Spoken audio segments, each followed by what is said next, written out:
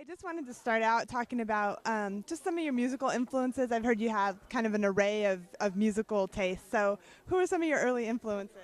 Well, I have to give most of my musical influence credit to my dad because he is who raised me on country music and bluegrass, and he's from Pikeville, Kentucky, so I got a lot of the bluegrass, Bill Monroe, old school stuff while I was growing up. But as far as like actual artists, I love Martina McBride and Reba and Wynonna and like all the powerhouse vocalists of the 90s because that's what I really grew up loving. And if we go throwback, then we got Dolly Parton, Loretta Lynn, and Tammy Wynette, also powerhouse vocalists. And I kind of lean toward that because I sing loud. My mom says I have a big mouth. It suits me well in this industry, though. How did you get started singing in the military? Is that when you kind of got the bug that you wanted to do this? Well, I always wanted to sing. Like, I got my first solo when I was like third grade or something like that. So I've always sang, but I didn't really know when I joined the military there wasn't even an opportunity to do that. So I joined the military as an intelligence analyst, and then kind of just fell into music by singing at chapel and singing praise and worship at church, and then singing the national anthem for everything, for retirement ceremonies, promotion ceremonies, and then I just kind of fell into it and started finding out more opportunities. Tops in Blue, which is a traveling Air Force group, and then eventually the Air Force Band, which is a career field in itself. So that became my full-time job, was singing. That's really cool. And I know you sang Adele's Rolling in the Deep, and when that happened, I mean, I remember seeing you everywhere. I saw you on Ellen and all that. And is that when you decided, like, you were, like, did that lead you to The Voice, or how did you then decide you were going to kind of pursue it outside of the military?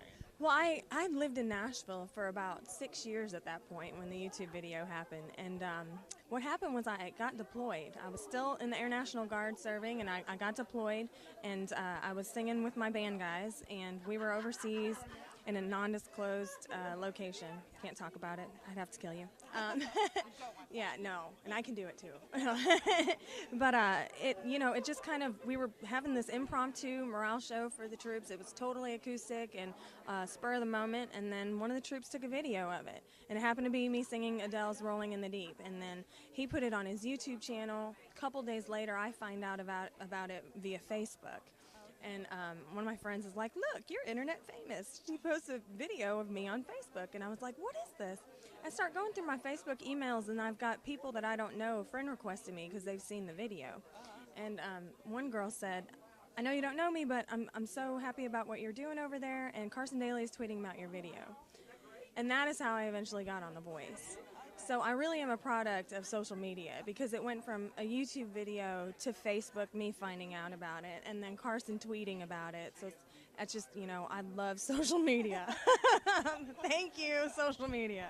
I bet, definitely. Now, once you were on The Voice, tell us a little bit about what it was like, that experience, and working with CeeLo, because he's quite the guy. He's a character, right? But it works for him. It was a great experience. I learned a lot about television. I never really had a lot of television experience or exposure as far as being behind the scenes, and so I learned about that and how grueling that is. People don't know. You're on camera for 14 hours a day. You're mic'd, and someone is always around you. Just kind of monitoring your every move. So it was cool, and working with CeeLo. I didn't know a lot about CeeLo prior to The Voice. I knew the hits that he'd had that I loved growing up, but I didn't know about him as a person. And the cool thing about him is that he really loves music as a whole. He's really knowledgeable about all different genres of music, and he has a passion for it, and that's what I kind of fed off of, being one of his team members. That's awesome, and that looked like such a fun experience too. And now you have your EP out, which is awesome. Really great songs on there. Tell us a little bit about just kind of putting that together, how you chose the songs. Well, it's really hard when you're making an EP because it's not a full-length album. So you've got 4 songs to showcase who you are. And sometimes it can come off a little manicky because it's just like, I have 4 songs. How do I, explain all the facets of my personality in 4 songs? So I tried to pick selectively, from outside songs and also songs that I'd written. And the title track is Sing For You, which is kind of my tribute song to the military.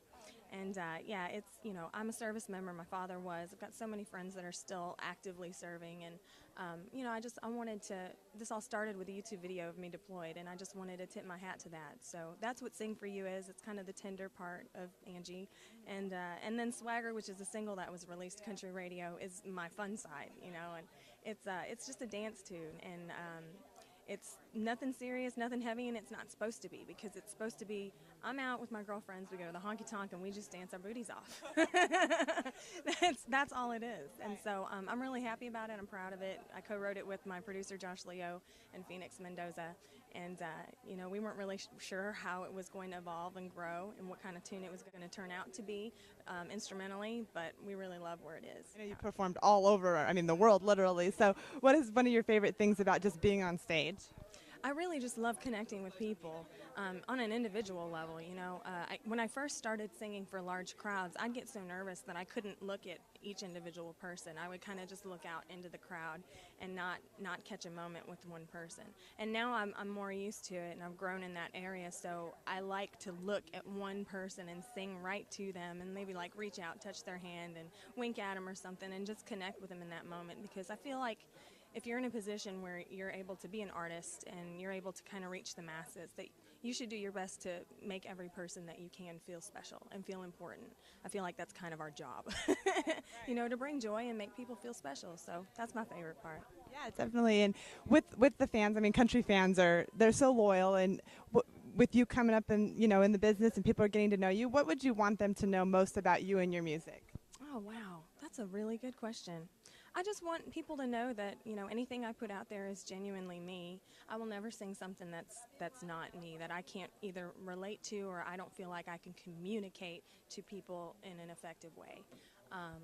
I don't, that's not to say I won't sing like a heartbreak cheating song, and that I've actually gone through that, but it's, if I can find a song like that and communicate it well, if I can interpret and be an interpreter of that message, then I want to do that. So everything will definitely be from my heart. Great. And with 2014 kind of just getting rolling, what do you have going on? I pretty much slept the whole month of January. I did an overseas tour over the Christmas holidays, so I was pretty wiped out by the time I got back. And so I hibernated in January. February I've been writing, doing CRS, writing, hoping to get back in the studio to finish the record. And then, of course, Fair and Festival season, CMA Fest. I'm going to try to make it a habit to go overseas during the holiday season and do morale shows for the troops. It's just kind of something that is dear to me, and I want to continue.